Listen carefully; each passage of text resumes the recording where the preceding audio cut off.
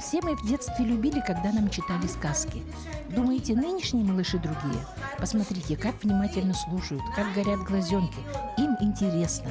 Кстати, на интерес к чтению малыша влияет мастерство чтения взрослого.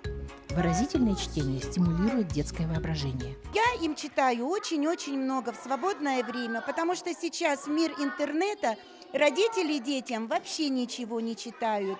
И поэтому хочется, чтобы наши дети знали русских, советских писателей. Читаем очень-очень много. Детям это очень-очень нравится. Так куда же исчезает этот интерес в школьном возрасте? Почему ребята предпочитают компьютер? Говорят, время такое. А может, это мы купили ребенку планшет раньше, чем он научился говорить, и вместо того, чтобы почитать ему перед сном, откупаемся мультиками? Родители – пример своим детям. И если в семье нет читающих родителей, вы вряд ли привьете своему ребенку любовь к чтению.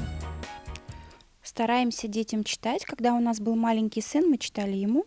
А детские книжки, естественно, это Корней Чуковский, Агния Барто, всем известные.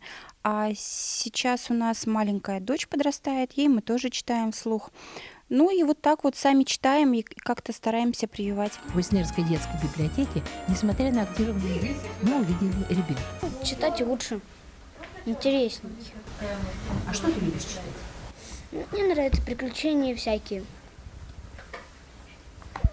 Я как бы очень много прочитал книг, но мне все нравились. Просто мне, наверное, мама в детстве читала, и поэтому я люблю читать. Как ни странно, например, классика, русские сказки, они очень любят, сами приходят и выбирают.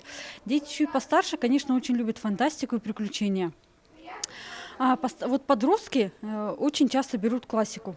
Это еще и связано то, что по школьной программе, но вот так они, приключения, фантастику, классику тоже читают. И, конечно же, журналы очень любят, комиксы, вот такое, все современное вот такое.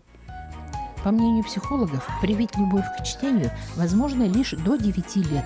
Не упустите это время. Светлана Поцелуева, Павел Кумин, Устье.